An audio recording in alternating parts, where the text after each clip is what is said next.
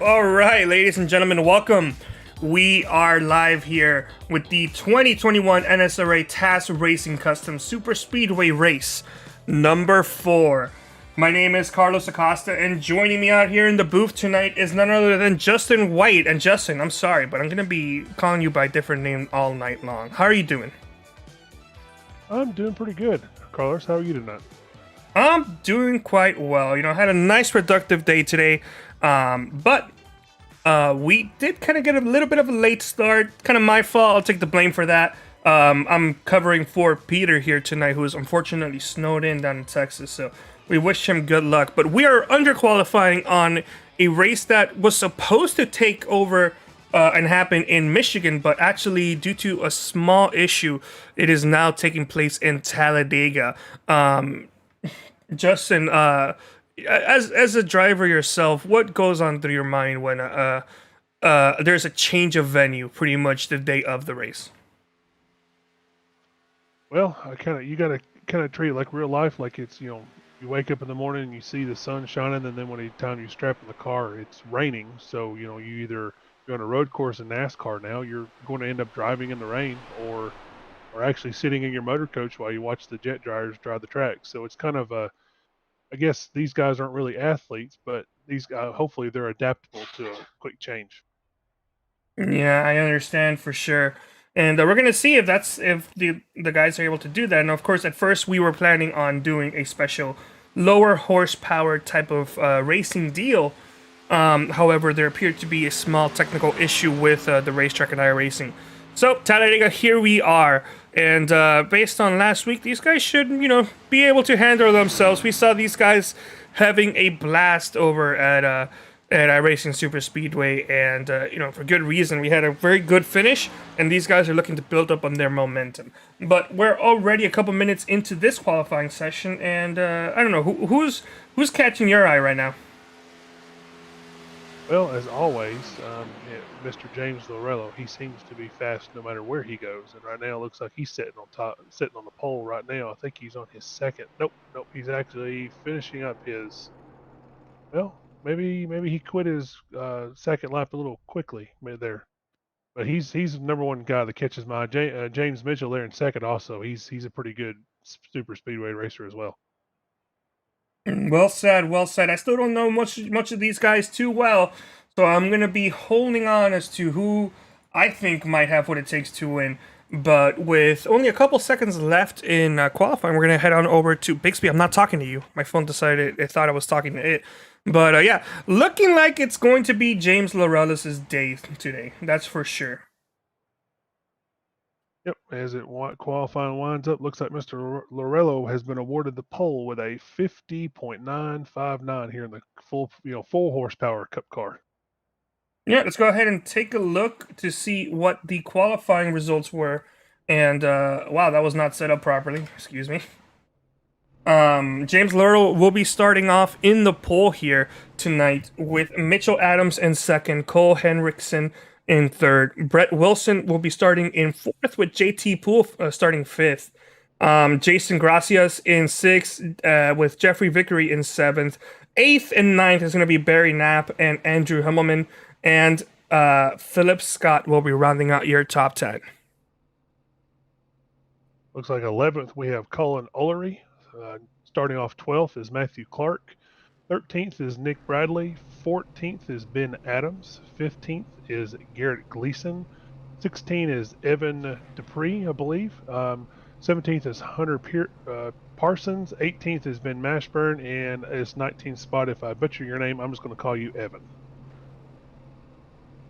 Bushbasher. There you go. That's good. Bushbasher. Yeah. 20th is Paul Billings. 21st we have, excuse me as I have to hit this. Yeah.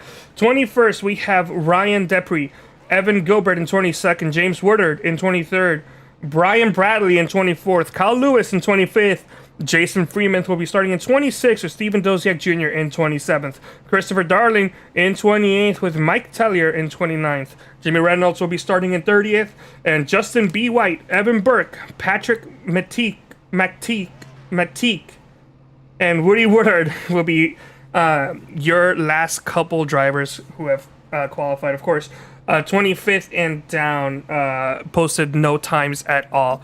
So should be a nice, fun race out here tonight. These guys are going to be looking to have some fun in the sun in Talladega, and Talladega racing. I've Superspeedway racing in general. I've already been doing it for a while this week, and these last 2 weeks, and I'm kind of a little burnt out on Superspeedway racing. But whenever the Taz Racing Customs Superspeedway series comes around, that's just something that I do not keep track of, as I think Cole Hendrickson may have crashed, or no, he didn't. That's just my telemetry software telling me that he probably started and stopped again. So don't worry, I'll just ignore that one because that didn't happen. But all right, well, let's take a look. All right, so you gave us your thoughts on who you think might win. And I do cover James Lorello in a different league, and he is quite formidable here in these races. But how about you guys out there in the chat? We have currently about 10 or so viewers. What are your picks? Who are you guys cheering on tonight? Who do you guys think might have what it takes to be in the right spot and win tonight's race? And actually, that reminds me, do we have a race sponsor here tonight? I do believe we have somebody we want to thank for being a, quote, cool dude.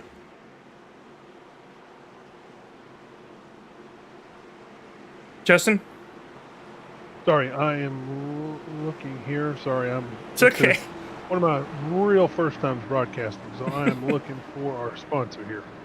No worries, no worries. We'll come back to that eventually, as the pace car is already in the backstretch. I was actually having a chat with Peter earlier today, and it looks like his things are starting to get a little bit back to maybe a little bit stable. However, he may be on the booth tomorrow night, but we will see. More than likely, I'll still be behind producing for sure. But maybe we'll see him, maybe not. But glad to hear he's doing okay. Glad to hear Drew's also doing okay. As it's very difficult going on down there. But as the pace car is getting ready to exit off of 4, we got a race to start soon. Yes, we do. So pace car is getting ready to pull off here. We're getting ready to get underway. Yes, we are. Gonna be a fun race tonight here, and I can't wait to see what these guys have to show us here tonight.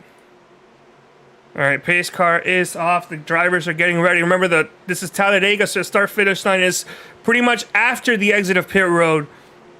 And these guys had to travel this whole distance right over here without a pace car, hold speed, and make sure not to make any mistakes. But green flag is out, and we're seeing these guys already hit the gas, as that outside line does not look well-formed at all.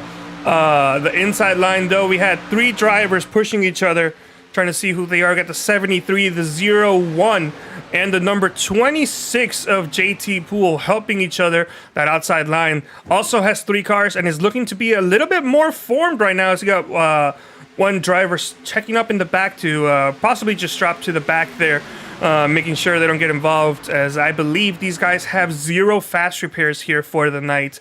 Justin, I don't know if you want to confirm for me. Yes, that will be correct. There will be 0 fast repairs, so you'll watch some of these guys take off to the front. Some of them will head to the back to try to keep their car in one piece and hopefully get there to the end, because the smallest amount of damage on these cars will affect your, what I like to call suck-up speed, or even leading the lead draft. Yes, and I do apologize for not having our traditional graphics package with us tonight. It appears there was a slight issue with creating the server, and this is actually technically set up as a class race with 3 different classes. One's for Toyota, Chevy, and Ford. And unfortunately, our graphics package is not set up for that, because we mostly focus on oval racing with 0 classes. So we're using our backup graphics package, which we were already kind of using partly with SDK Gaming, which is why you're going to be seeing their logo instead of ours.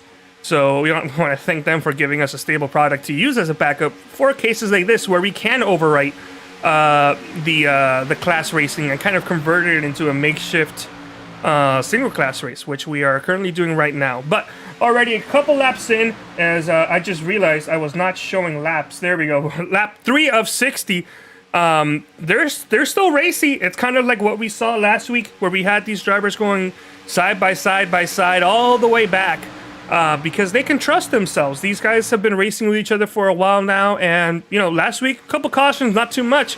And this week these guys are racing probably what I would see in like hosted on like the last lap or something, where we got a bunch of guys actually going for it, going too wide. But these guys, it's just a simple thing, no problem there. I don't know, Justin, what are you seeing out there on your end? Yeah, it looks like they're kind of grouping up for single, like tandem cars like they did back in the old COT days. They're NASCAR. Two guys get hooked up, they take off until one gets a little hot, and then they back off, and then the rest of the field catches back up to them. So but it looks like the inside line is starting to form up, and we only have about 5 or 6 cars there on the outside line. I'm starting to think those guys are going to start wanting to fall in, and we're going to see some single file racing here in a minute. That's true. Well, we don't have that many laps here to go for in general, as we got one of these drivers pulling up into the outside line. That's number 1 of Jason Gracias. We also saw him working that outside line last week as well. But unfortunately, he has no help, so he's just going to be dropping back until we can find a gap, probably around there behind the, I'm not quite sure what car, that might be the 5 machine. Yeah, behind the 5 machine, going to drop in there. Still hasn't actually dropped in there, so he actually may just be trying to drop all the way to the back. Is letting number 28 Subway machine go on right on by. He's got himself another gap, but that 33 is going to catch up and fill it in very, very quickly. Meanwhile, off front, these guys are still going side by side throughout, I would say, a couple, maybe 8 or so rows. But that inside line is just looking to be too good right now. Especially on the smooth Talladega surface. This track is really, really smooth. There's not a whole lot of bumping, kind of like at Daytona, where you can start to feel the bumps come in as the track ages more. But looks like we got somebody jumping up there in the outside lane beside the 23. Looks like that's going to be the 26 of JT Full. He wants to lead. Yes, he does, and looks like it didn't really do much for him, but at the same time didn't really hurt him, as he was able to get right back into his spot. However, that inside line, those first 2 cars, number 49 and the number 9, are really catching in quite well. Is that actually the number 9? On my end, I believe the number... Okay, so the number 73 that you can see there is actually the number 9. So we do apologize for that. We can't really do anything about that. So the number 73, who we will sometimes refer to as the number 9 and vice versa, is James Lorello. So I was a little confused there, where I was calling out the number 9, but I saw the 73. So 73 equals 9, 9 equals 73. Please remember that there will be a quiz at the end of the show. They're doing a good job pushing each other 1 and 2. However, since I started talking about that and got sidetracked, the number 26 was starting to make a charge there. But one of the things that I always like to talk about in Superspeedway racing is that, as I click on the wrong button, is that the outside line might actually be one of the best places you can be kind of late term. If you and a couple teammates can get yourself in a position where one of your teammates is on the inside line leading the pack, and you and another teammate are leading the outside line, you guys are in a prime position to win a race, because that outside line is incredibly powerful, even more so at Talladega. The inside line gets an advantage going into the corner. Yes, they do. But after they exit the corner, that's where the outside line shines. That extra momentum, the higher top speed that these guys have, means that they're going to be leading a side-by-side battle towards the end of the backstretch. And in Talladega, that start-finish line is really close to the next corner. So outside line is good, but you're going to need help to get there, because it's kind of hard to put yourself in a position where you're actually first in the outside line. It's usually you're battling for first on the outside line. Yeah. Coming off turn 4, it's important that second place car, or the car behind you, knows how to lay off just enough in the corner to get a huge run coming into the trial to give you that final push to get you across the start-finish line first. Okay, so quick question. I don't know too much about you, Justin. The only thing I know is that you were sent over here from the agency, and before we can consider hiring you, we just need to know, what is your preferred position to be in at the end of the race? End of the race. All right, where do you want to be? Tell me.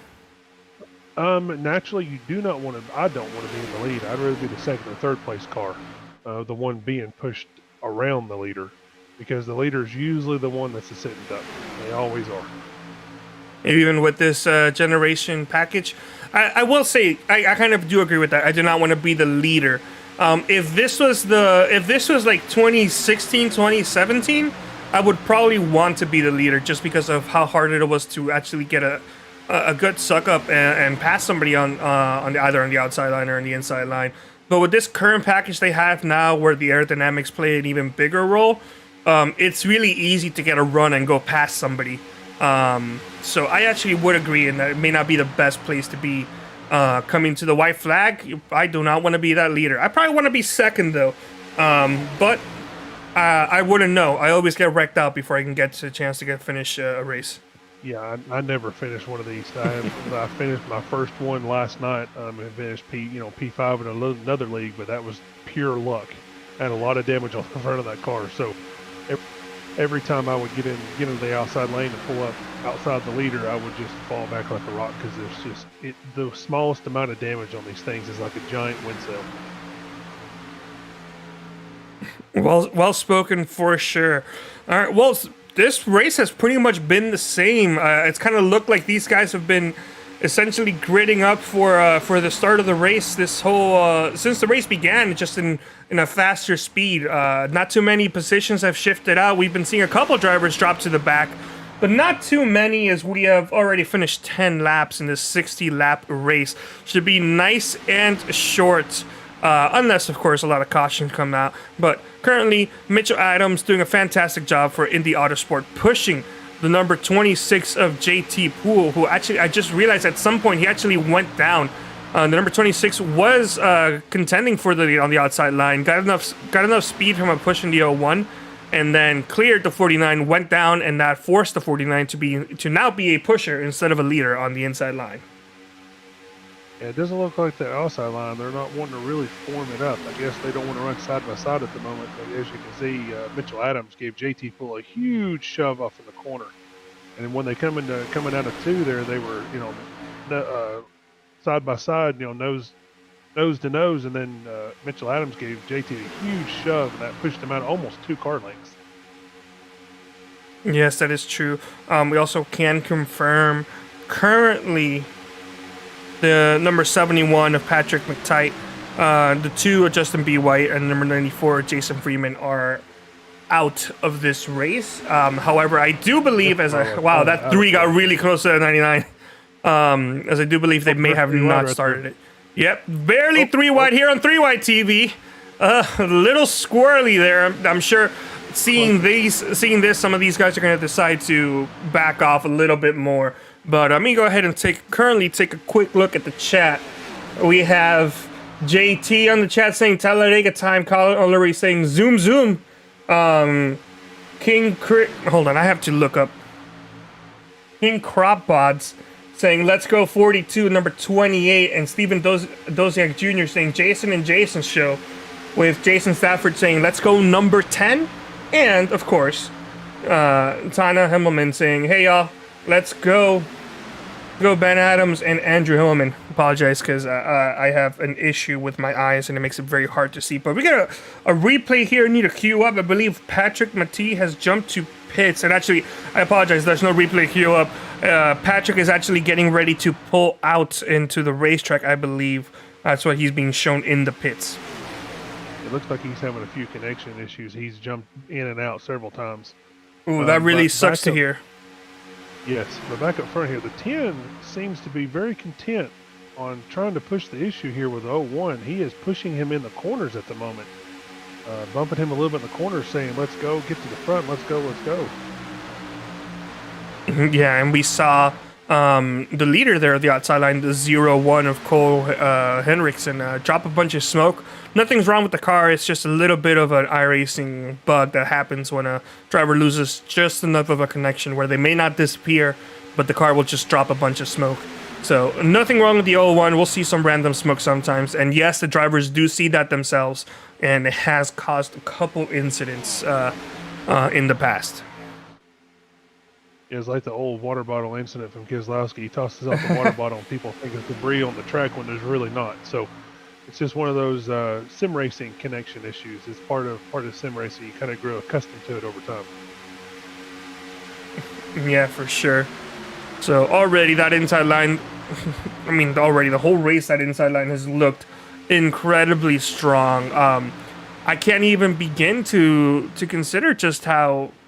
Hold on, let me rephrase that. I can't see the outside line kind of matching that speed as the 0-1. Those drivers behind him have had enough.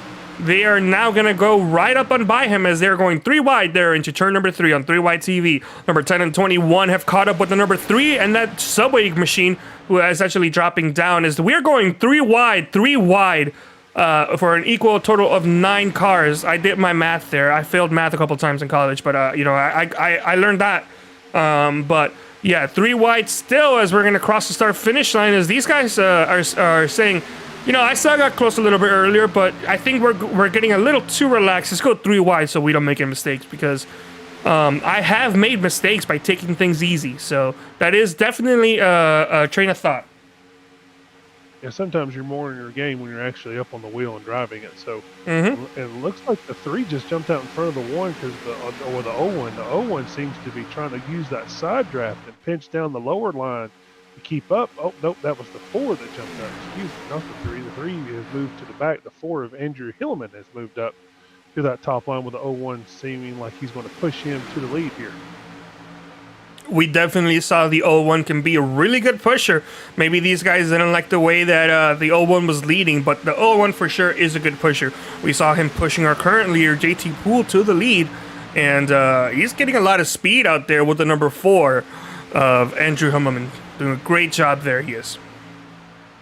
But as of the moment, the 26, the 49, and what appears on your screen, the 73, those guys look to be the top 3 to beat. I don't think anybody has challenged them for the lead up past second place. So they are nose to tail, and I don't see too many guys mounting a big enough charge to get around them. Yeah, at least not right now. That was kind of the point I was trying to get across as we're entering the backstretch here on lap 18. Or pardon me, the front stretch. I do apologize. Got my corners a little mixed up, muddled up, shook up around. But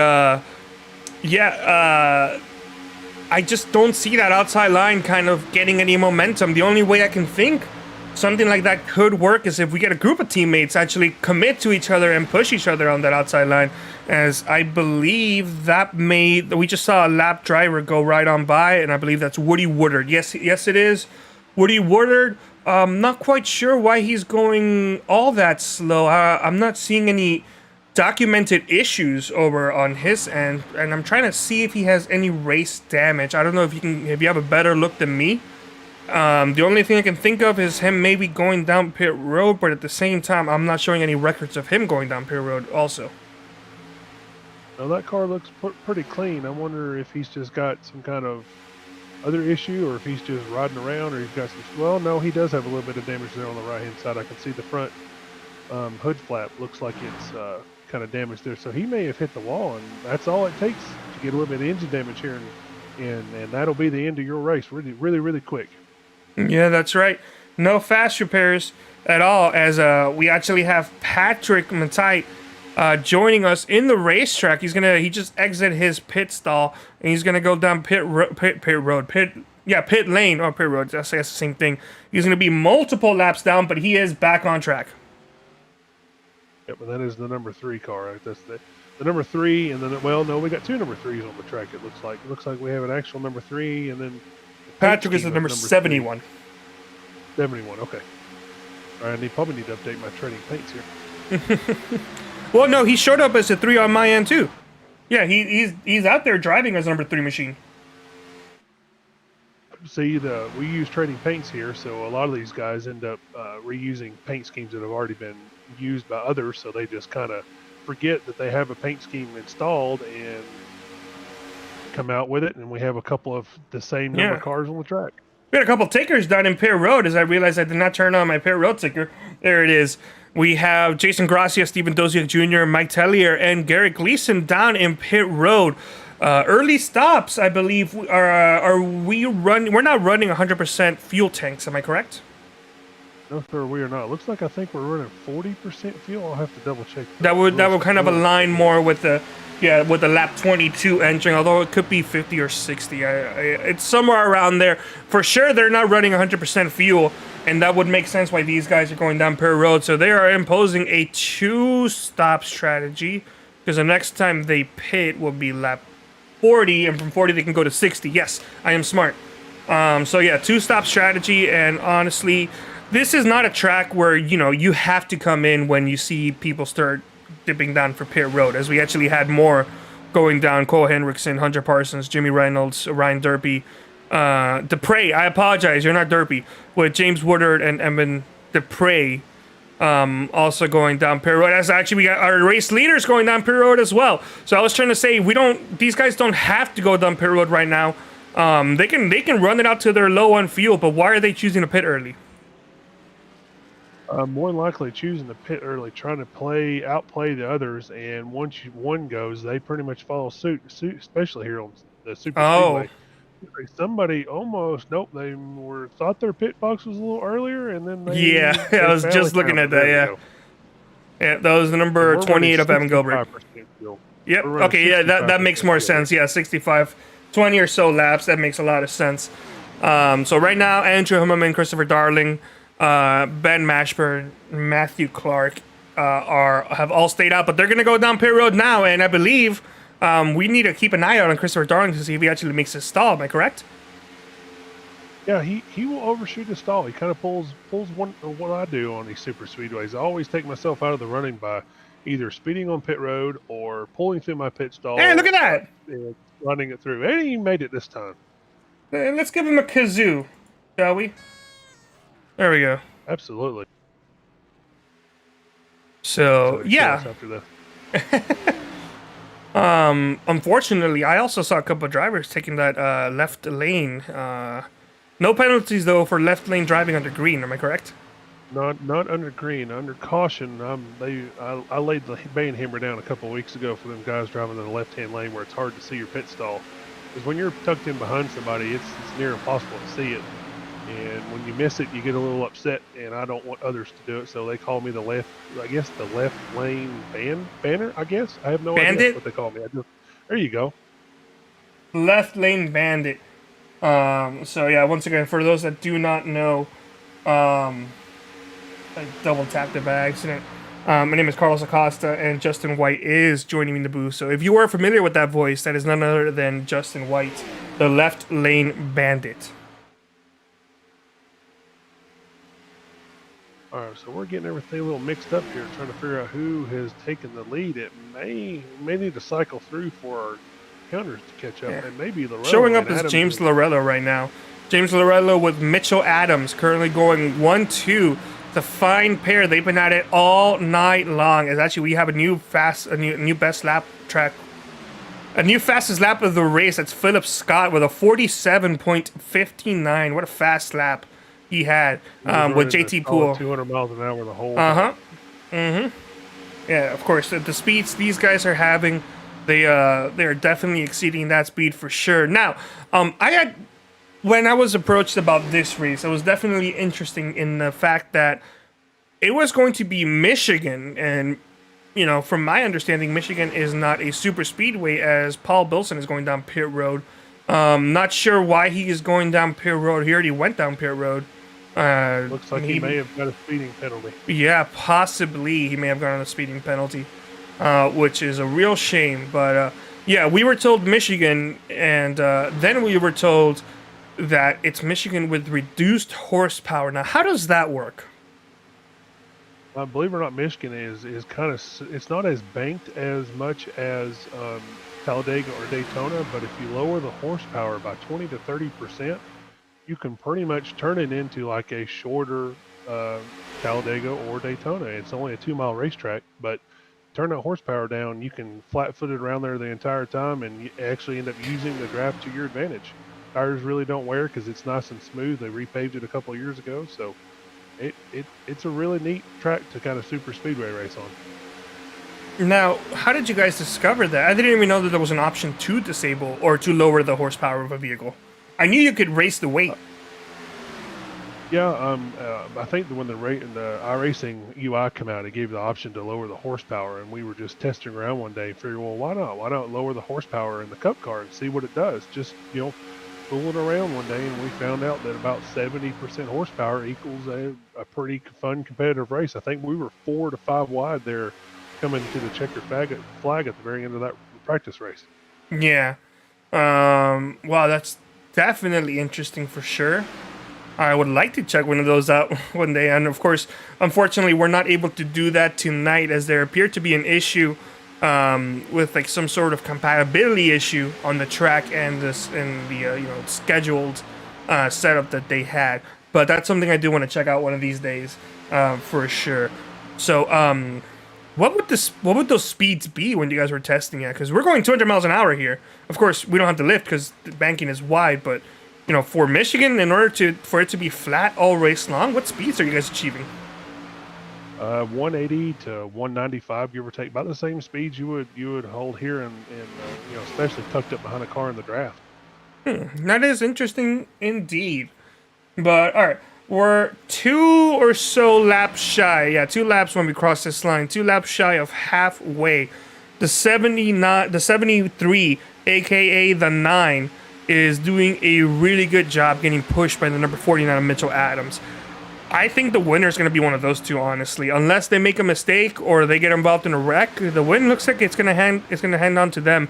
Nobody else can do anything. Of course, it hasn't really been properly tried. We've had a couple drivers try to go 2 wide, even 3 wide for the lead, but I just don't think they have anything unless the 49 just decides to, ditch him like a couple laps earlier. Yeah, what's interesting right now is Colin Olery there in the 62 has split up that top 3 pack, and he's kind of holding right there. That's probably one of the best places he can be in. But as we're looking at this top lead group here, it looks like we have how many? 5 or 6 cars? No, 7 cars in this top pack. No, maybe it's less than that. A lot more. I'm actually kind of 1, 2, 3, 4. Looks like I got 5 or 6, but in behind them, about 4 seconds behind, there is a whole gaggle of cars. And what's going to be interesting to see if this group behind them can form up 2 by 2 and actually catch this lead pack. Now the last two. Sorry, I apologize. Two laps ago, the last 2 laps, they actually gained and then maintained the time that they had on the leader.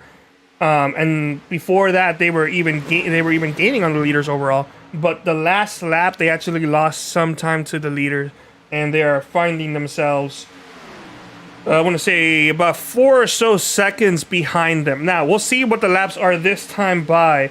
But if it's anything like the last lap, then they're going to be finding themselves losing a lot of time to the race lead. It actually looks like they were gaining a little bit. If you watch the first 4 up here, this is what's going to be the telltale sign if they can keep it together. The first 4 have to be following each other almost in unison to maintain or pull away from that pack. Because if you race 2 by 2 here in this Cup car as a pack with more than 5 or 6 cars, you can catch a single file line of cars pretty quick unless they're formed up and following each other. It looks like Mitchell Adams keeps peeking his nose out. I do not see them maintaining that up there for much longer. Yeah, well, while you were talking about that, the number 97 and the number 1 decided to show the tandem drafting was back, and they just blew by those inside cars on the backstretch, and they were able to both clear themselves and go and drop on down, and they cut the lead a lot.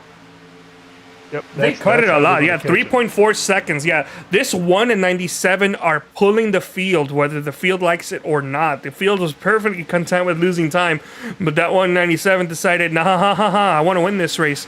And so they gained a bunch of time. They're on the leaders as that's not good. It kind of looked like the 01 decided he might either shove the 97 or just get to his outside, but that right there caused them to slow down just a little bit. We're showing this pack because it's the bigger pack. That front pack, they know what's going on. They are not going to battle each other side by side until like the last couple laps, because they do not want this bigger group of cars to show up and kind of spoil the fun, because right now it's a 5-car draft in the lead, and if you stay there, even if you just finish without moving, the worst you're going to get is 5th. So they don't want more drivers to show up, because on the worst you might finish is 12th, 13th, or even worse. I got news for them. That second pack is coming. They are coming low. Well, they look like they're coming pretty quick, but it looks like they lost a little bit more time right there. Yeah, but they are coming. They're taking time. They lost just a little bit of time there to the leaders. Of course, that momentum and speed that we saw from the 197 appears to have stalled in a little, but now that second line is coming in, and while the top three drivers on the inside are kind of clear, if that 01 and that 5 kind of get closer to the front, it's going to start slowing them down more. Let's see what the laps are going to look like this time by. Oh yeah, they're losing more time now. This is exactly what Philip Scott, JT Poole, Colin Ullery, Mitchell Adams, and James Lorello want to see. They want to see that time get bigger, that delta get bigger. And as the 01 and that 5 keep battling for the lead of this second pack, that's exactly what's going to happen to them. Yep, the 5 and the 01 need to get together like they just did in the corner, and they need to blow by the lead car in that second pack and pull the pack with them, and then they need to repeat the process with the 97 and the 1, and they need to repeat it over and over again to have any chance of catching. Hello, RC Planes 99 out in the chat. Yes, technically it is a new HUD as the 01's going to drop down into the front. That's really not going to do anything for the group as the 10 is spinning out behind. And it looks like he's going to save it. Wow. He gathered it back up, but he is going to be out of that lead, out of that draft, and he is going to watch himself go down a lead lap really quick.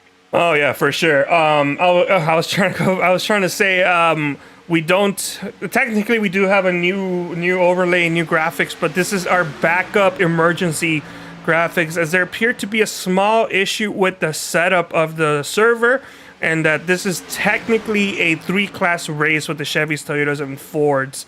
So in order to show the actual true race, we had to use our backup graphic, which is provided by SDK Gaming, which is it's not free, but it's the graphic, the default graphic that you can get, which is why we don't really use it until we're going to use it eventually, but we just want to customize it so that it can either look like our own or kind of look like the current graphic that we use. But until that, we've been slowly implementing parts and little segments of it into our regular broadcast. But today we have to rely on it fully 100%, at least until we can... well, actually, no, for tonight it's going to be used 100%. But that outside line gets a bunch of momentum as we now have a new 6th place leader, and that's the number 5 of Ben Adams.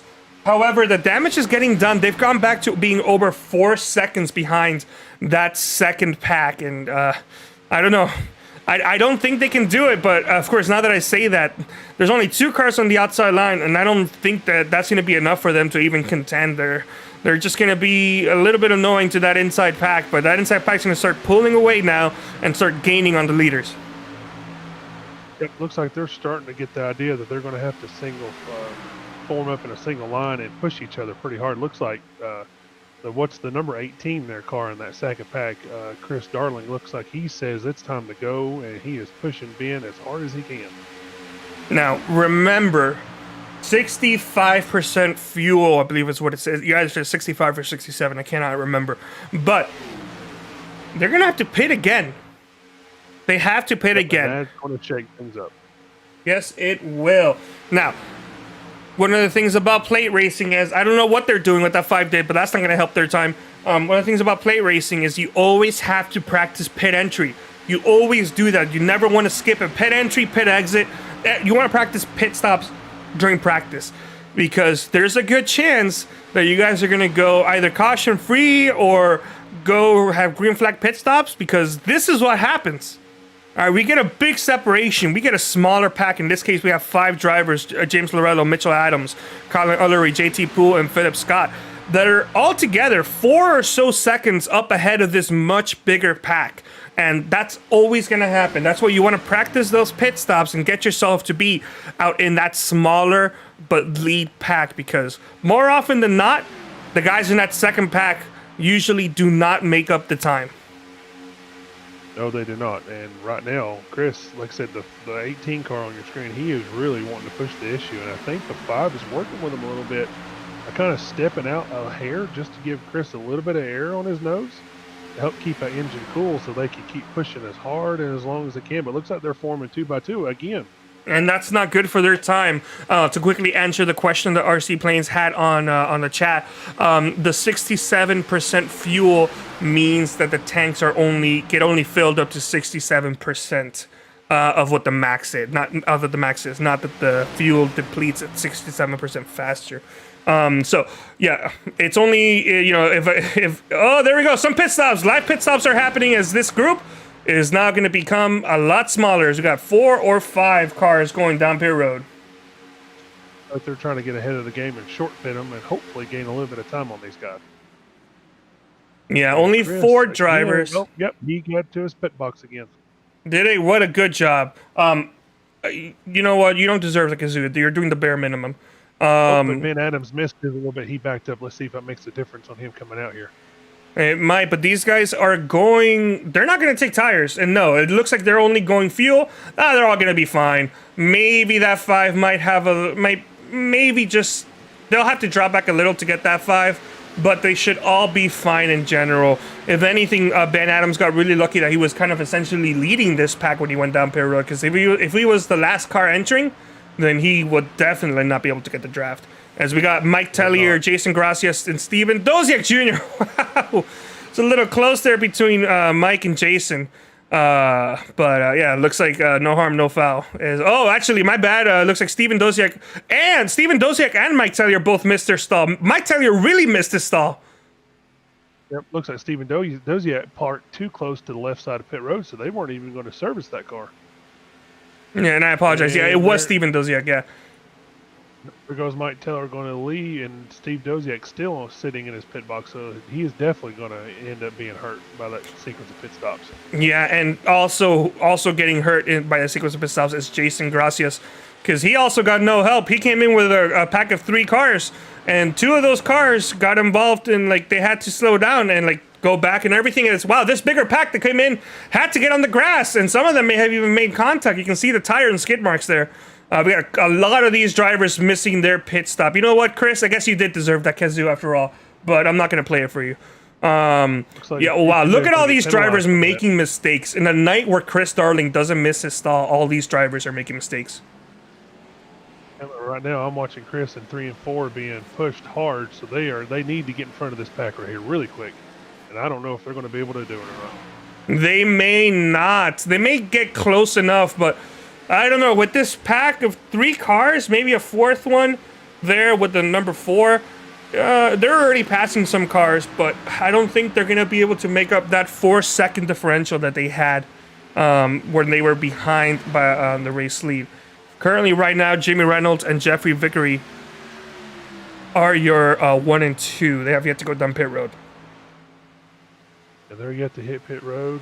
Looks like they'll be probably coming in either the next lap or 2. They're definitely trying. Like the number 4 is getting a huge tow right here in the second group. But as we go for the lead, looks like there's 3 wide up there. Yeah, 3 wide, almost 4 wide here for what this will eventually be the lead. As wow, that car in the middle has no help, but is pulling up into the race lead. Unfortunately, oh wow, it's still not dying out. That 26 has a lot of horsepower in that car. Are you sure? Are you sure everybody else didn't accidentally just bring their Michigan car? Because that 26 is fast, as Jeffrey Vickery and Jimmy Reynolds have gone down pit road. So this will give the race leads over to Brett Wilson, but he's gonna have to go down pit road as well. And so more than likely James Lorello in the number 9, but actually looks like a 73 machine, who's getting pushed by none other than Mitchell Adams. These 2 guys have been inseparable. It's like a teenage romance. You're gonna see these guys even in the bathroom when they shouldn't be there together. I can concur to that. Those 2 are definitely hooked nose to tail, and they are pulling JT along with them. And like I said towards the beginning, this looks like it's going to be a 3-way race for the win right here between these 3 cars. Yeah, these guys are doing a phenomenal job maintaining whatever presence of a lead they had. Brett Wilson, currently the race leader. He has yet to pit a second time. The last time he went down pit road is lap 22. He is by himself. He has no help. He is all alone like me. But he's going to go down pit road, and hopefully he gets back in the pack, but he's going to lose way too much time. James Lorello, Mitchell Adams, and JT Poole have a good lead right now. Currently, over the number 62 of Colin Ullery. And this pack that kind of was big, but it was mostly because some of these guys also had to go down pit road. As Brett Wilson also makes his way down pit road. Colin Ullery is currently the 4th driver right there in this pack. We also have the number 671, who's a lap down, I believe. Yeah, so JT Poole, Mitch Adams, James Lorello have a good thing going on for them right now. We got a lap car, and then the number 62 of Colin Ullery. Christopher Darling, right there, leading this Those second guys have pack, has made gotten some smaller. time up. They have made some time up. They are now entering the corner at the same time almost. They are there. They have made a lot of time up. I think almost 4 seconds. Actually, Yeah, 2 seconds. Or 2 Yeah, seconds behind around them. that for sure. Yeah, since the last pit stop, once everything's settling down, they're running slightly faster lap times currently than Colin Ullery, who's in that main pack, that main first pack. However, we need to see just how the trend goes. In about the next 2 laps is where we're really going to take a look, is where that scale is really going to get adjusted to see just how much they're gaining. It may not be much, but with that lap car there ahead of them and another lap car there ahead of them, they're looking to be in prime position to turn this 4-car group into an 8-car group. Yeah, they just cut down another half second right there while these leaders are trying to negotiate lap traffic. These guys are coming, and they are coming fast. Get out of the way. Yeah, well, that main group is negotiating lap traffic, but that's also kind of helping them a little bit, as long as they don't go side by side, which I kind of saw just a little bit there. But we're going to see what it looks like this time by. What are the laps looking like? Oh, yeah, they're gaining. They're under 1 second now. They're there. They're there. Yeah, they're essentially there. They're going to have a huge draft pool right here. Look at that. It's like when you're on the interstate pulling up behind my semi truck, you get that urgent burst of speed. This is the same thing they're feeling right now. They are there. They're all over. Yes, it's like when a big truck or even one of those semi trucks goes right by you at Mach speed. It kind of makes it so that your car's kind of turning towards them, and then you think about your life for a second and all the things you could have done, like maybe gotten married or had fun in school, and then you realize, I gotta turn the car away from this truck, otherwise I'm gonna die. And then you do that. Yeah, that's true. Yeah, because physics are scary. Yeah. Yes, physics are very scary, and iRacing is one of the ones that plays closely to the real physics of life. All right, well, it looks like what's happening there, the number 26 decided to not jump back down to the inside because these guys had to go up to the outside line to pass some of the last vehicles. The top 2, the 73, which is the 9, and the 49, dropped down, but the 26 decided, I got momentum, and is getting pushed by the 62. We got a third pack going on with that subway machine, as that's the number 18 of Christopher Darling. Christopher's in the 18 car, and he's in the interstate batteries. It looks like, and he is the number 47. Yeah. Yeah, he's making it 3 wide for the lead right now. It's 47 on your scoring pylon, but number 18 or not? Yeah, 18 on the racetrack. Yeah, 3 wide, 2 rows deep as that 23 Bubba Wallace looking machine. I don't know if he got loose or if that was by design, but he has essentially left the number 18, what that looks like a 49. No. The number 18 behind, and he's dropped back a couple spots, but he's got the 4 to help him out now. Christopher Darling lost that chance to battle for the lead as that outside line looking strong, and the turntables have turned. They have. It looks like Chris was trying to see if he can make it work. I think he got all the information he needs. He's got 12 laps to regather himself and go back after it. So it looks like he's kind of just hoping to hang out right there for a minute and see what these guys do. And then I think he's going to make another charge here in a minute. And there he goes again. He is 3 wide. Again, Christopher Darling wants to get up there. He needs that third line. He needs somebody to form up with him, but everybody is leaving him hanging out to dry.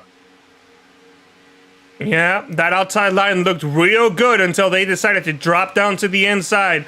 Now that outside line's looking very, very weak. It's 26 and a 73 doing a fantastic job pushing on the inside. Number 49 is now the third car in that 3-car group. And usually that third car is having a little bit of a hard time trying to maintain with that two-car tandem. We saw that in real life back in the early 2010s, and we're seeing that now. There is no such thing as a three-car tandem or even a four-car tandem. Hendrick tried that. Did not work out for them.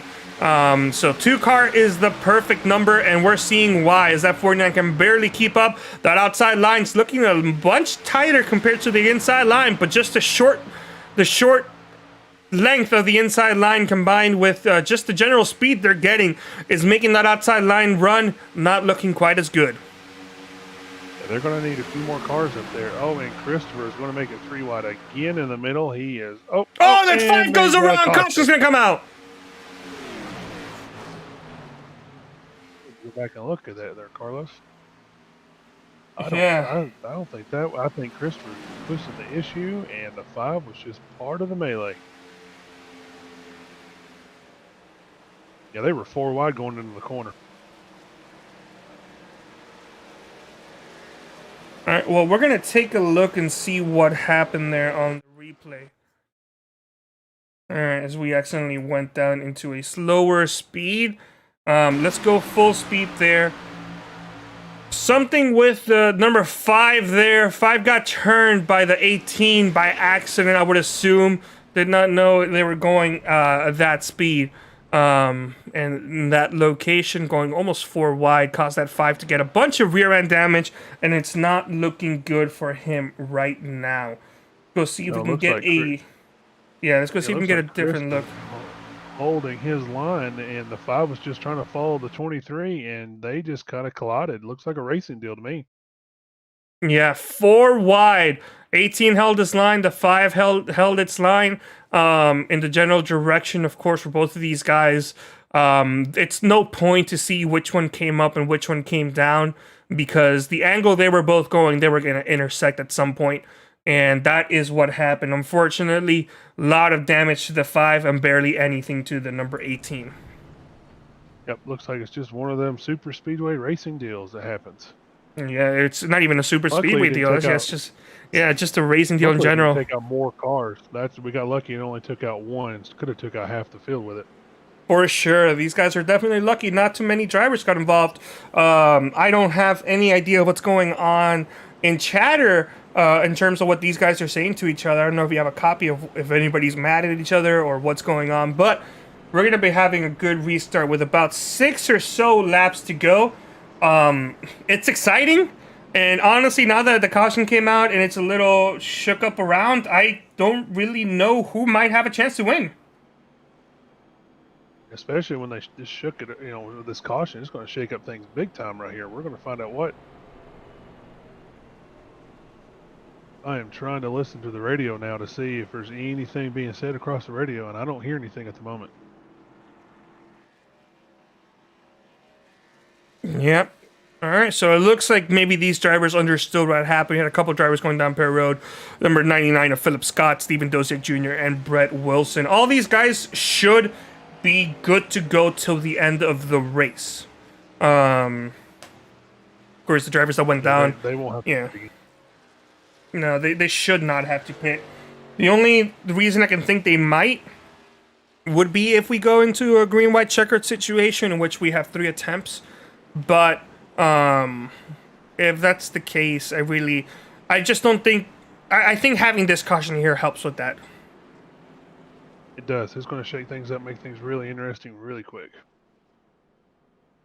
Okay, well, with 8 laps to go right now, 7 laps to go could potentially be the earliest. We'll get a 1 to green symbol or a signal, and then restart at 6 could be the earliest. Let's take a look and see what you guys are saying out there in the chat. Of course, Tanner Himmelman did not enjoy seeing that. Ethan Himmelman saying, as Ben Adams' #1 fan, I would like to file a complaint somewhere. I think you have to be an iRacing member to file a complaint, but I don't know. Do you guys have a complaint? A league racing one? You can file. Well, I don't know if there's really a penalty assessed on that one. I'm not seeing anybody getting a penalty. I don't either. With that, so I don't know. Because we run it by somebody. Well, hang on a minute. I'm going back and watching the replay one more time. And, Yeah, let's get another look at the replay, okay? okay, so here's what we've got. So it looks like there is a lap car, and that's going to be your outside car there in the gray scheme. I do not know what number that is. I'm That trying is to get what, another 20? look as well. Is There the we go, 20? right Why there. is the, and he is a lap down, so he has taken everybody 4 wide, being a lap down with the leaders.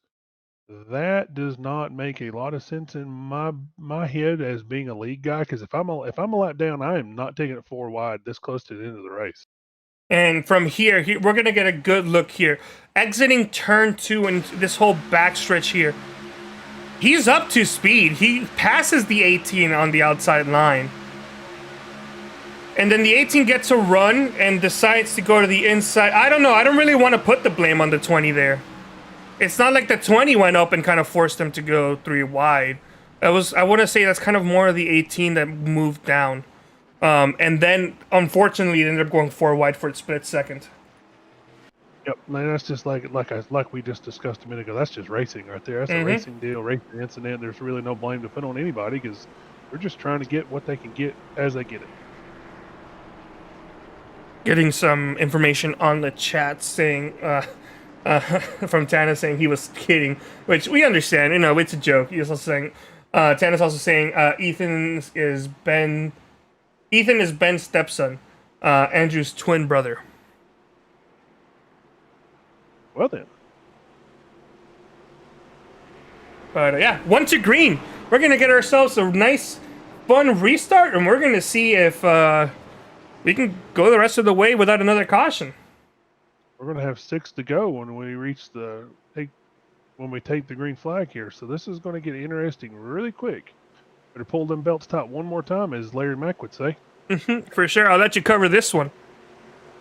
All right, so it looks like the 26 is going to be the lead car here that has the determination on when to go. The league rules state that when the pace car pulls off, they can go at any time. So that 26 is going to hold as long as he can until he's ready to hit that gas. And Cullen is pulling up. Looks like Cullen may give him a little bit of a bump to get him encouraged to go. And here we go. They are pushing the skinny pedal. We are back to green.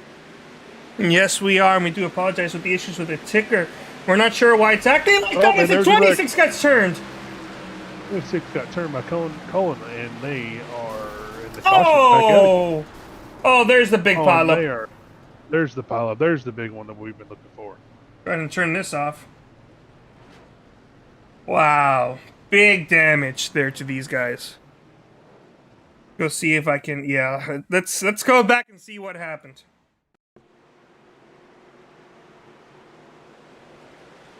All right, so on the replay here. Oh! I don't know what happened. Did the 26 downshift from second to first? If that was not it, then that was some really bad netcode. Let's go on board. He missed it. Yep, and I'm listening to the chat right now. He missed it. He missed a shift.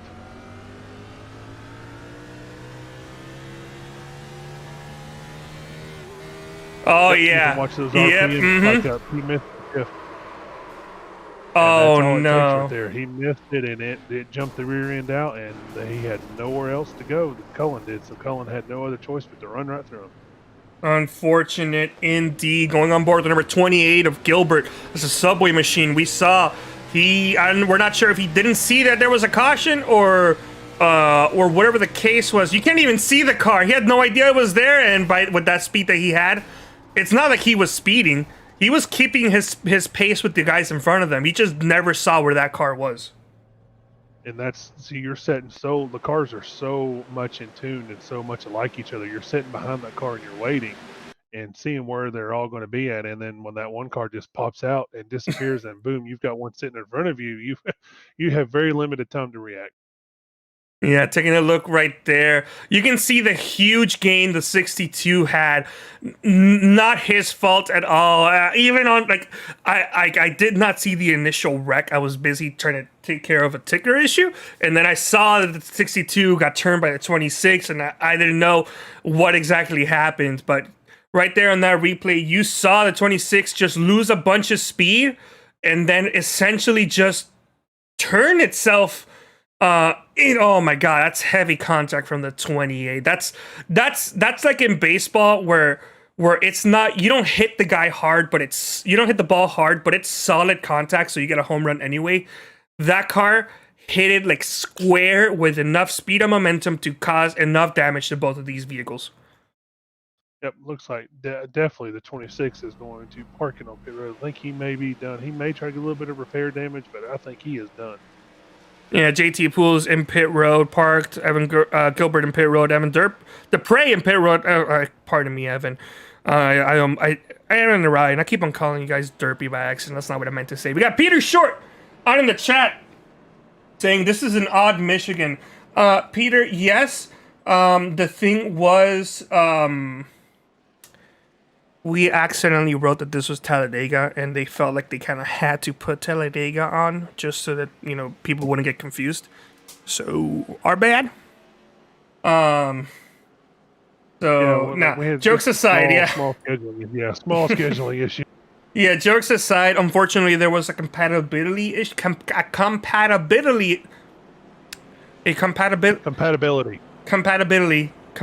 Okay, yeah, what he said, there was a small issue there. With the setup and the car and the track, they weren't able to set it up correctly, so they decided to change it up to Talladega, and then later on, they're gonna try Michigan at a future date. Yeah, it kept wanting to default to 100% power when we're looking to be about 70% power on these cars to make Michigan into a super speedway. Yeah, that would not have been cool at all. KT Pool is Poo and SDK.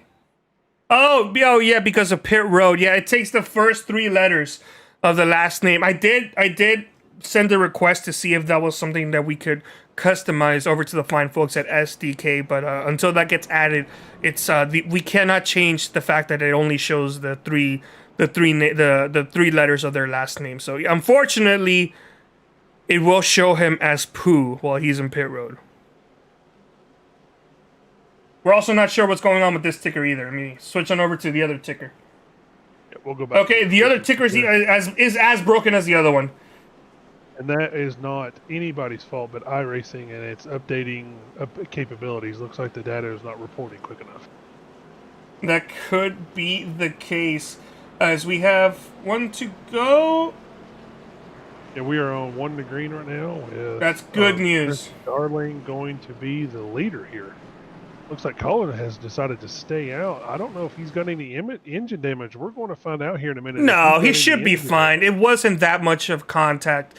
It was more of just a quick like hooking. It was essentially if the 62 tried to pit maneuver the car. It really did not do much. It's not going to slow him down too much. Maybe in the ARCA car, it would probably slow him down a lot. But with this car, I think he'll be fine. Yeah, iRacing is starting its little glitchy thing here to me as well. So it doesn't look like it's our fault. Just in case, I'm going to reload my textures anyway. Hopefully that could help it, but we're not too sure. As I hit the wrong button and reloaded the iRacing car textures. So, truly professional broadcast here. That's all you're going to get from us. Hey, we're not Fox News or Fox Sports. We're just everyday Joes. Yeah. So we're gonna do the best we can to give you guys the best results. What's up? I think the results. I think you doing the refresh there. I think it helped a little bit. Maybe. We'll see. We'll see if I can even refresh it again. We hit 4 enter. No, that's not what I want to hit. Here, I just want the graphics to reload and everything. Well, we're all learning here. They're going to come to green, white, checkered right here. This is going to get really interesting really quick. We have the top, the second lane, those guys have been hooked up all evening, and those guys have been the fastest cars out there. But at the moment, pace car's pulling off, and Christopher Darling is getting ready to send them back green. In a shocking turn of events, Peter, who has not been paying attention here, nearly every driver has made a mistake going down their stall except for Christopher Darling. He's actually been perfect in pit road so far, but green flag's about to come out, and these guys are going to be racing for 2 more green flag laps before this race is over. They waited to hit the pedal till Chris waited to start that race really late, which is, I think he's wanting to keep everything grouped together so he doesn't get blown by here when they get hooked up. And that was actually a really good move. That was indeed. That inside line's looking real good with 2 laps to go. Still not sure what's up with the ticker. We're working on it, seeing if we can do the best we can. But inside lane is looking real good. That 73 has been strong all day. Does not have his usual buddy out there in the 49 to help him push. That 49 is currently pushing the number 62, but they're dropping back on that outside line, getting off of turn number 4. We're going to be going into the front stretch, across, all the way across the start-finish line for 1 more lap. They're almost made it 3 wide right there. Oh, no, they are 3 wide. Well, white flag is out, so it doesn't matter if they all wreck because the caution is not coming out. Look at those cars on the outside line. They're still losing speed and everything, but that inside line's looking really good right now as they're starting to separate number 23 and couldn't quite sure who that other car was, the black and orange car, getting pushed by the number 4 as the number 1 machine, Jason Gracias. Yeah, one of the cars are going off into the side. We'll take a look at that replay later on. Matthew Clark ended up crashing. Yep. iRacing will not throw caution with 1 to go. The 73 of James Lorello is currently, big wreck in the back, currently pushing that 18 as best as he can, but that outside line of number 1 of Gracias doing the best he can now. It would have been I don't even know who it is, but it might be the 1. Nope, it's the 18 of Christopher Darling that ends up winning tonight's race. We need to go back and take a look at that finish. Right, we got a lot of replays to take a look at that. Oh, wow. Chris was celebrating in that car a little too much right there. Well, he came back and almost made contact with a couple other drivers. But we're gonna take a look at these replays in a bit. But for right now, let's go on and take a look currently at the race-winning vehicle number 18, who's actually number 47, Christopher Darling.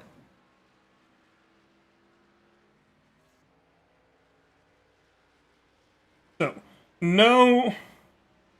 Oh goodness! What an image right there. What an image. That explains Christopher Darling, 100%. You know what? Yeah, sure. I guess you deserve the kazoo. Unfortunately, with that catastrophe, it appears to have crashed my software, so I do not have access to the kazoo right now. So, hold on.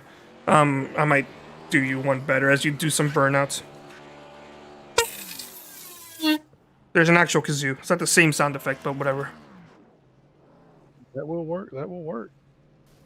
All right, there's number 18 and number 1 celebrating 1-2 finish as they went side by side to finish this race, and I believe it really was not that much of a difference.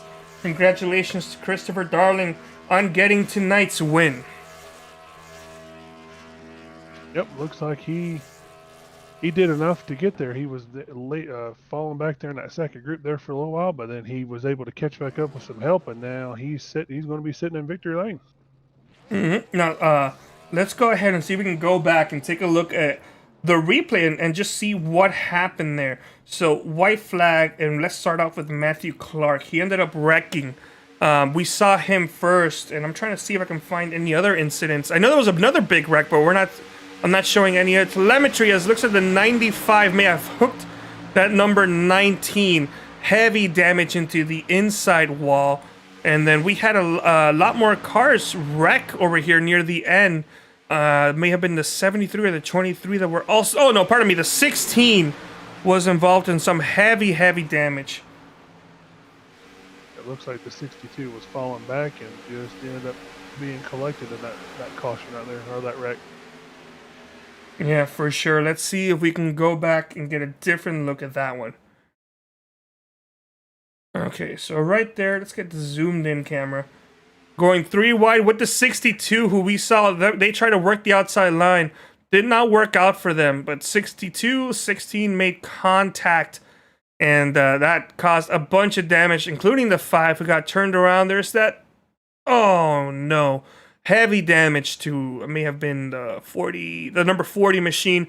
There's the number 3, actually, I believe that might be number 71 of Patrick McTighe. I'm not quite sure. We had 2 number 3 machines, and then unfortunate there for the number 7 of Garrett Gleason. Was not doing, like, he had nothing to do with that and just tried to go up in the outside line. There we see the battle for the actual race finish as the number 23 accidentally almost turned the number 73. And photo finish right there at the end. It was incredibly close. Wow, look at that. This might actually be the closest finish in 3Y TV history. Wow, I did not think it was that close, but look at that. That is a close finish. Wow, that is like paper thin right there. Yeah, let's see if we can actually get the full on race results. 1/100th, no, 1/1000th of a second. Christopher Darling. And that's probably rounded up, or it might be up or down. We're not sure. Peter would know about this. Peter, what's you recently told us, or told me, what the closest finish in 3Y TV history was. I think we may have that one beat. That's really close. I think we do too, because it took it out 3 decimal places. So I'm pretty sure you can't get any lower. iRacing doesn't score it any lower than that. Well, iRacing, I'm sure iRacing may score it lower. We just probably don't see that. As my software's crashed, so we have to rely on the introduction music here. But wow, what a finish by Christopher Darling. Jason Gracias finishing in 2nd, Andrew Hummerman in 3rd. Very close finish for everybody in general. Ben Mashburn 4th, James Lorello 5th, Brett Wilson finishing in 6th with Jeffrey Vickery in 7th, Mike Tellier in 8th, Philip Scott 9th, and Mitchell Adams. And Peter's telling me this is in fact the closest finish in 3Y TV history. Wow, 1/1000th of a second. Yeah, you probably can't even get any closer than that. The only thing you probably could get closer than that is if it actually tells you 0. Like 0.000, which is 0 in general. But I don't think I've ever encountered that. I don't know if that's even possible. That's the only thing I would think that would even be smaller. But wow, what a finish by Christopher Darling. I believe that is actually faster than the blink of an eye. Maybe, yeah. I don't remember where I left off, so Mike Tellier in 8th, Philip Scott 9th, and rounding out the top 10 is Mitchell Adams, which I actually, now that I say that, I did actually say the top 10 before. But from 11th on down, we're on to you. 11th with Philip Scott. 12th will be Steven Doziak. 13th is Jimmy Reynolds. 14th is Evan Bushbasher. 15th is Evan Burke. 16th is Colin Ullery. 17th is Matthew Clark. 18 is Ben Adams. 19 is Brian Bradley. And rounding out your top 20 is Garrett Gleason. What a finish indeed. Yep, the 21st, James Woodward. And all of these guys back here finished a lap down. Kyle Lewis in 22nd, JT Poole in 23rd, who led most of this race. 24th is Evan Gilbert. 25th is Hunter Parsons. 26th is Barry Knapp. 27th, Nick Bradley, not Brian Bradley, but Nick. 28th, Evan Dupree. 29th, Woody Woodward. 30th, Ryan Dupree. 31st, 36 laps down, Paul Bilson, and everybody else. Patrick Matai looks like he finished 54 laps down, and everybody else either didn't grid or didn't start the race. Yeah, we actually saw Patrick did, in fact, try to start the race. You were mentioning he had connection issues. He ran a couple laps when we actually focused on him. He was the other driver in the number 3 machine. Ticker showed him as number 71, though. So, yeah, very close finish indeed. Let's see if we can talk to your top 3 finishers. Let's see if we can pull up Andrew Himmelman. Absolutely. Would you be able to do that? I do not have that privilege. Well, no way, I do, Tim. Okay, perfect. Hey, Andrew, Justin up here. Tell us about your third place finish. You know, I finally got something together for this series. We've been wrecked out about every single one, so really happy to actually finish one. So there at the end, what were you thinking as you come across, as you were watching these guys wreck behind you? What was coming across your mind there? Well, I knew Jason was. I knew I was not in a position to win, like just win off draft or anything. But I knew I was in a position to push Jason. So he had an incredible run. So I stuck with him, and it was really close to the end. I thought we had him. Yeah, you definitely gave him a last-minute push there, but it was just not enough to get him around Christopher Darling. So, congratulations there on your third place finish, Andrew. Thank you. All right, let's see if we can find second place finisher Jason Gracias. Let's need to realize, see if we can bring him on board. Thank you. Jason, do you have a copy? Yep. How are you doing? Ended up finishing second tonight's race. It's in fact the closest finish in 3Y TV history. But of course, you being second there must definitely hurt for real. How was your night overall?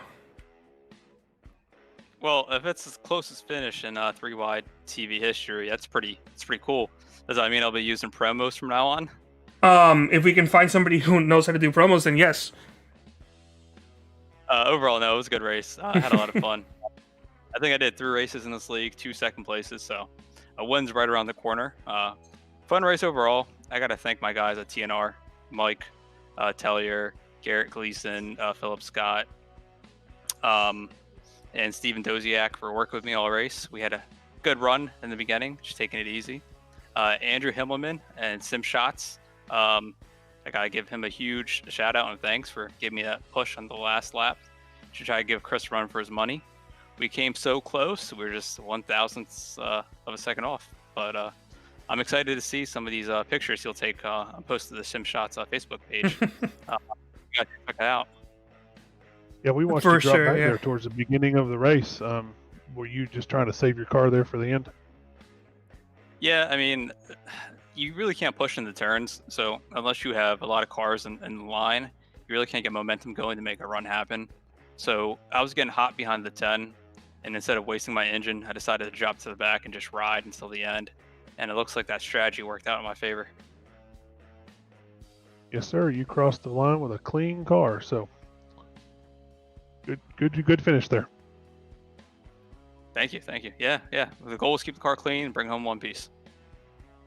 Well, you brought it home in one piece. You also brought down history. Unfortunately, not in the exact position that you wanted to be in when that history gets retold. But still, second place finish, good for points. Although you, good for points and good for momentum. Plus, you can always brag to friends saying that I was involved in the closest finish in 3Y TV history. You just don't mention where you finished. Yeah, that's not important. What's important is finishing history. For sure. Well, thank you so much for hanging out with us. And before we let you go, do you have any shout outs you want to go ahead and give out? Yeah, thanks to NSRA for putting this league together. It's in its infancy stages, the Superspeedway League, but the growth has been incredible. I'm excited to see what the future has in store. Thanks to 3Y TV. Carlos, you've been doing a couple of broadcasts here and there ad hoc as Peter Short is dealing with some issues, so hopefully Peter's safe, but I think you've done an excellent job. Having Justin in the booth tonight was awesome. It's different taste. I enjoyed it. And thanks to Chris Darling for this sick paint scheme. And one of these days I'll be Chris to the line. One day, right? Mm-hmm. All right, Jason, we appreciate it. Thanks, guys. Have a good night. All right. Carlos, yeah. You want to see if we can dial up our winner here? Yeah, let's go see if we can bring up Christopher Darling up in Victory Lane next to the confetti and the novelty kazoos that we give out. Is he in here? Let me pull up Discord. He is in. All right, Christopher Darling, congratulations. I will hit you with a kazoo, but My software's crashed and I can't seem to get it open, unfortunately. Not quite sure what's going on. iRacing's been a little finicky these last couple days, but nonetheless, congratulations! Completely forgot how kazoo worked. You have to hum into it. You don't just blow it. So there's a real life kazoo there. That was interesting. That's a so way to start off an interview. In a turn of events, you were pretty much one of the only drivers that didn't mess up a pit stop. Everybody else was messing up pit stops left and right. You didn't mess up a pit stop, and look at where you finished in first place. And, may I add, closest finish in 3-wide TV history. I know, that was awesome, right? I know, 1/1000th of a second. Yeah, I don't think I've ever finished that close at a race before, so that was pretty cool. Jason did a good job keeping it clean, coming to the line. A lot of times people kind of, lean on the guy next to him, but he kept it up, and everybody kept it clean, so that's pretty fun. It was definitely a blast to watch you guys. What was going through your head there as you were in that second pack, catching that lead pack there before your pit stops? You were kind of falling back with, that 10-car group, and then you guys hit your pit stops, and then you just took off with 3, or I think 4 of the cars, and you caught that lead pack pretty quick. Oh man, when you get more than 6 or 7 cars, it becomes pretty tough. I don't know if it's the air. I don't know what it is, whether it's people can't get organized or the air around the cars, whatever, but it's just not as fast, it seems. So we were coming up on pit stops, and we thought if we sort of short pit the leaders, we could bring in a small group, which we did. I think there was 4, maybe 5 of us. I don't remember. But we came out. Andrew was right behind me. He was pushing, and Ben told him to move out of the way, and Ben knew he could hook up with me pretty good. So once that happened, I mean, we were like a rocket ship, and I mean, it was unbelievable how fast we caught him. Yeah, you guys caught him really quick there.